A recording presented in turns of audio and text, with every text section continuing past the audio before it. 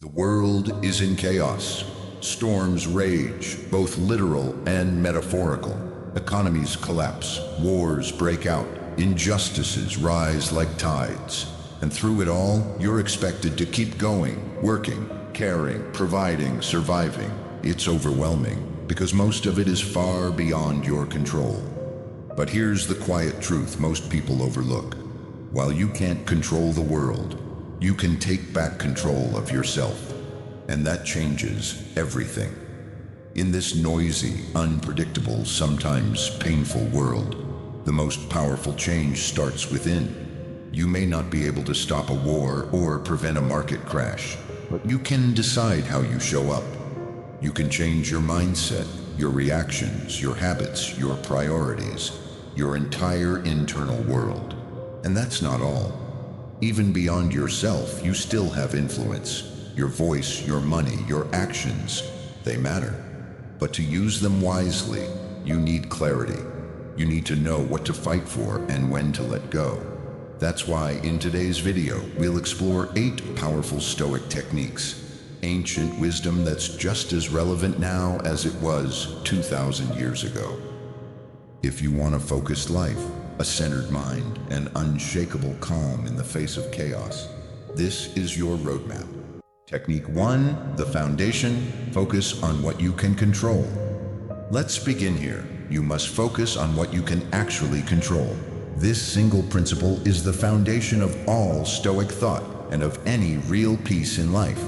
Right now, you may be carrying stress, frustration, or even despair over things far outside your influence.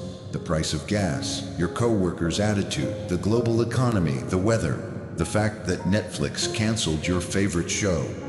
And yes, it's okay to care. It's human to care. But the Stoics would ask, is your caring helpful? Is it making a difference or just draining your energy? You can't fix everything, but you can decide where your energy goes. You can control your habits, your morning routine, the way you speak to your partner or your kids, the effort you give your work, the meaning you assign to a setback, the boundaries you enforce, the people you surround yourself with. These things are small, yes, but they are mighty because they are yours. Unfortunately, most people don't see it. They spend years, sometimes decades, agonizing over things they can't touch, while neglecting the power they do have. Imagine standing in the middle of a raging storm. You scream at the sky. You beg the clouds to clear, but the rain keeps pouring. Now imagine stepping inside a quiet house, lighting a candle, sitting down with a cup of tea. The storm is still there, but it no longer controls you. That's what Stoicism gives you. It doesn't promise to stop the rain. It teaches you how to build shelter. The first step is a hard truth. Your sphere of influence is tiny compared to the universe of things you care about. But once you accept that, truly accept it, something incredible happens. You become free. You feel a deep sense of liberation. When people finally stop pouring their energy into unwinnable battles, fighting to change other people, outcomes, or entire systems they have no sway over, something beautiful happens. They reclaim energy. Energy that had been leaking away day after day into frustration and fatigue now flows back towards something that matters. Because here's the truth, your job has never been to bend the world to your will.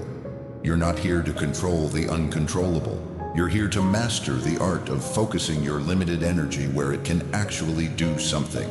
And just as importantly, to practice that quiet, ancient skill, the art of letting go. Letting go isn't passive. It's not apathy or giving up. It's deliberate, it's courageous, and it's hard. It sounds simple, doesn't it? Just let go of what you can't control and focus on what you can. But in reality, it's one of the hardest disciplines a person can learn. No one does it perfectly. We all stumble. We all get hooked by the drama, the politics, the petty slights, the chaos outside our reach. But with practice, you get better. And the more you practice, the more you start to feel something incredible. Clarity.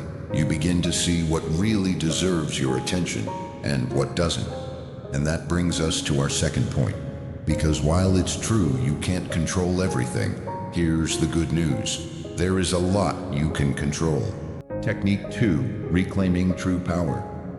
This is the part people often miss. Most of us fall into a false choice. On one side, complete control over everything.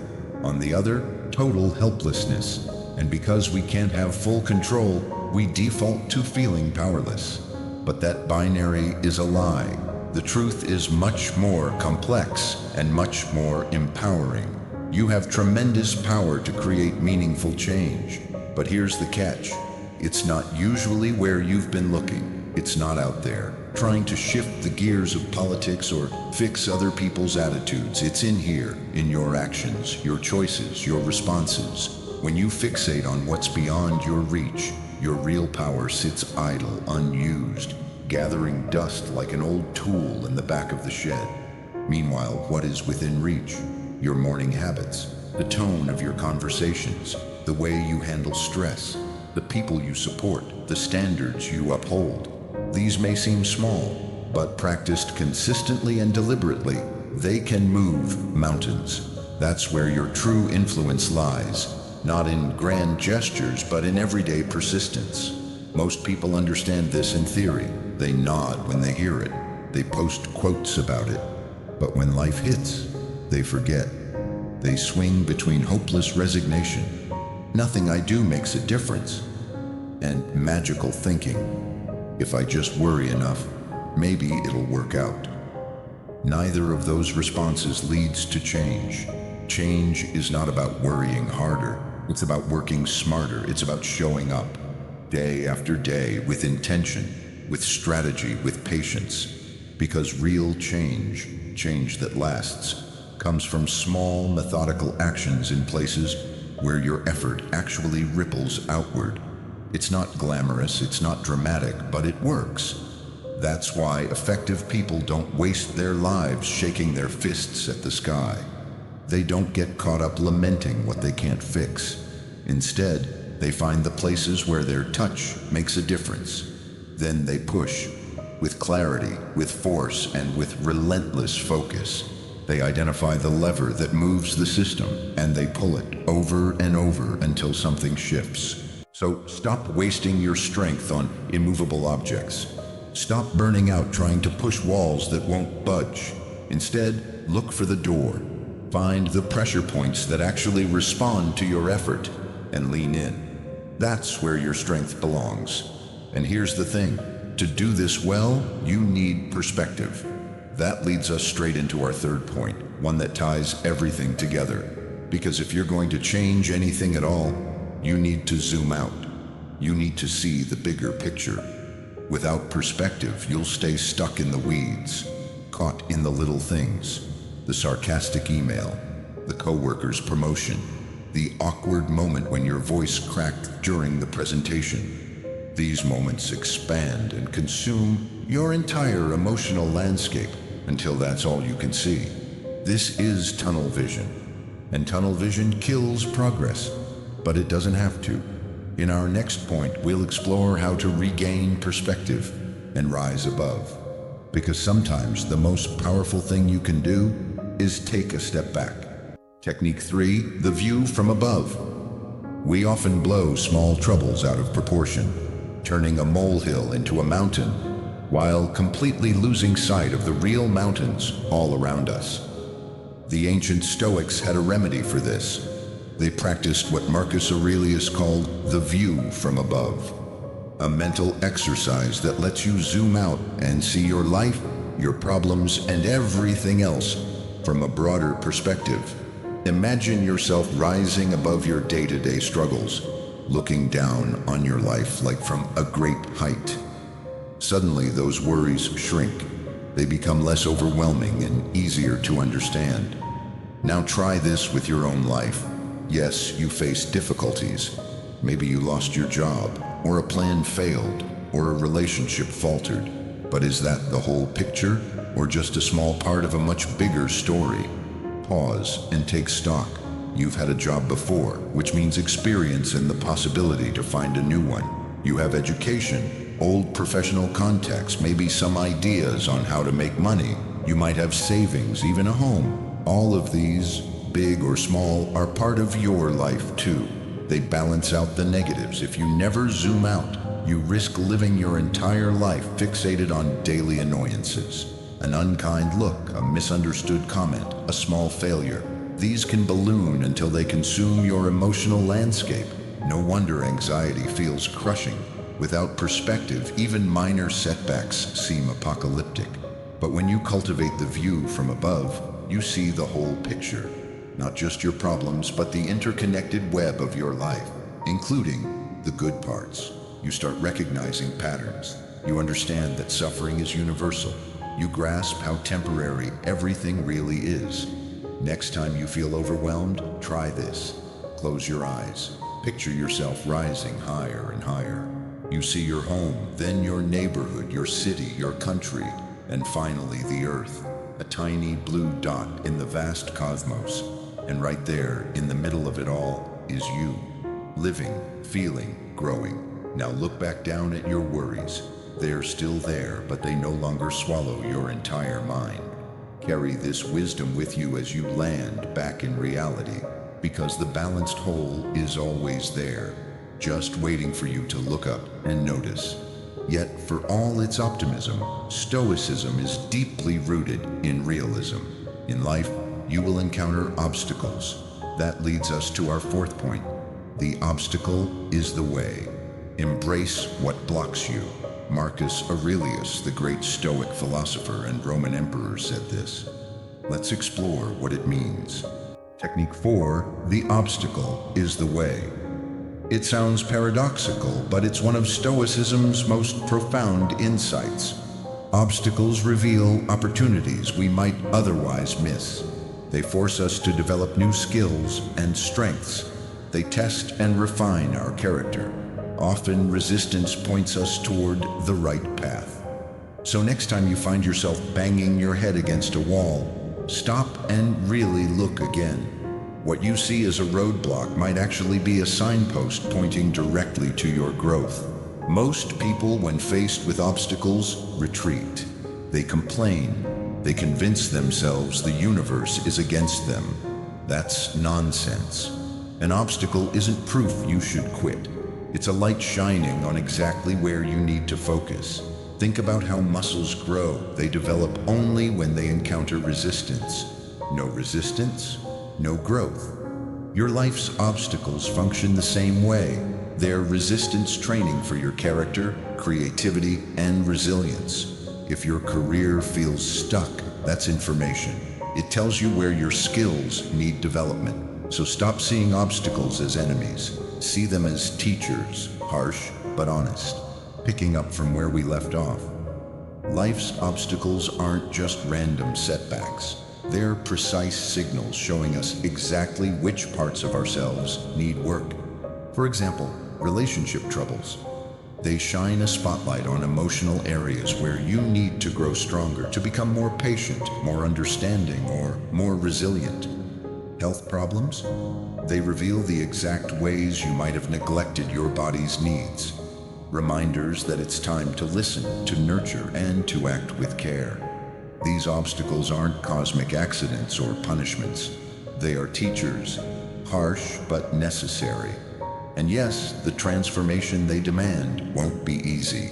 It will require effort, persistence, and courage. That brings us to our fifth point. Technique 5. The power of negative visualization, preparing for life's worst to live stronger. You already know difficulties lie ahead. So here's something that might sound strange, even counterintuitive. To make life easier, practice imagining the difficulties you might face. Sounds odd, right? You've been told your whole life to think positively, to visualize success and happy endings. But how's that worked out for you?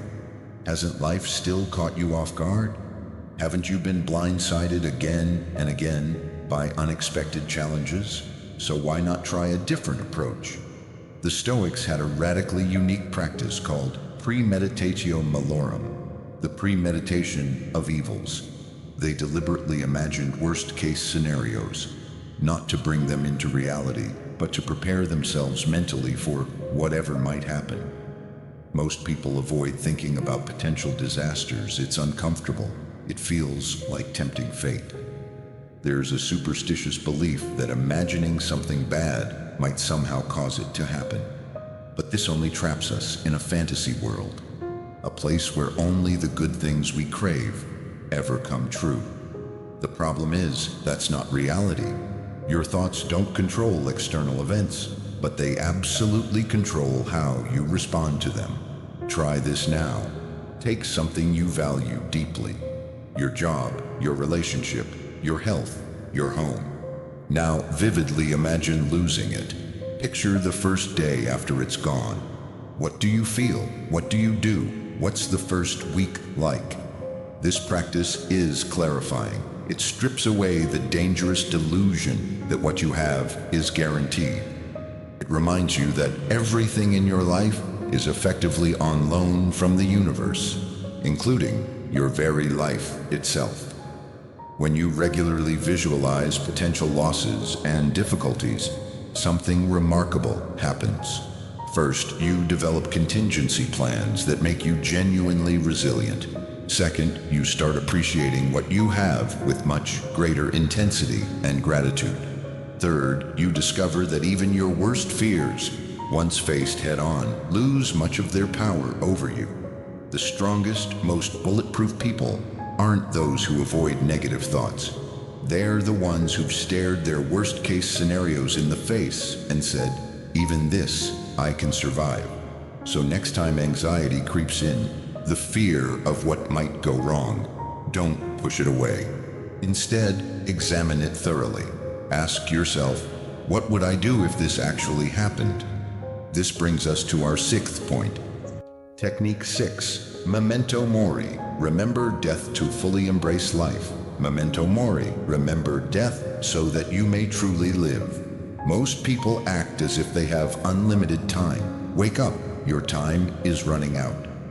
As the Stoics pointed out, a large part of the death you fear has already happened. In a sense, the past decades of your life, they are dead and gone. You have lived them. They're not coming back. If you start to think of death not as a sudden event, but as something that arrives in pieces over time, then a part of that death has already touched your life. This is the core of the Stoic practice called memento mori, the constant remembrance of death. The great Stoics kept skulls on their desks as daily reminders. They visualized their own deaths every day. This wasn't morbid or depressing.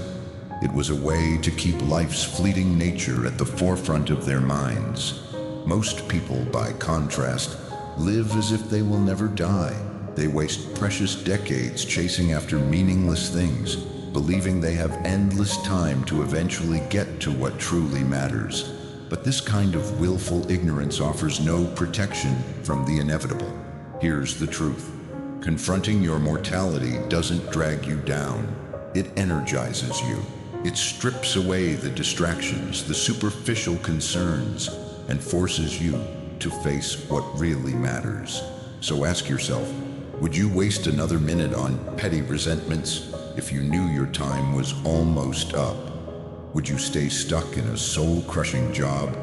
Would you keep putting off that difficult conversation, the life-changing decision, or the bold leap you've been avoiding?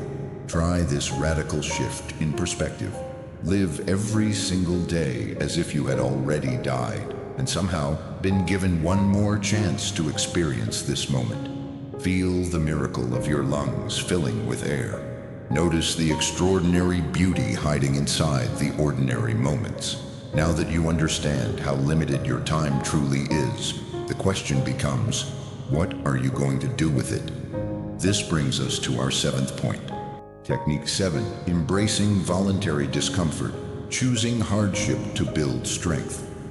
Look around in today's world. Everyone builds these comfort fortresses, temperature-controlled homes, endless on-demand entertainment, food delivered at the tap of a finger. And yet, when real adversity strikes, we crumble. The ancient Stoics were mental athletes who trained relentlessly through voluntary discomfort. They didn't wait for hardship to knock uninvited on their doors. They welcomed it, even invited it in. This attitude is the complete opposite of how most people relate to discomfort today. We systematically remove every chance to experience difficulty or pain, and then we're shocked when inevitable challenges arrive and knock us off balance. Voluntary discomfort flips that script completely. It says, I will choose hardship on my terms before it chooses me on its terms. It's sleeping on the floor once in a while to remind yourself that luxury isn't necessary for rest. It's fasting to realize that hunger isn't an emergency. It's exercising in miserable weather to prove that discomfort doesn't stop you from functioning at your best. But the most crucial part of this practice is turning your attention to where it normally doesn't want to go. The things you need to do but keep putting off. Look there. What is that one task, conversation, or challenge that you dread but know you must face? Now, do it.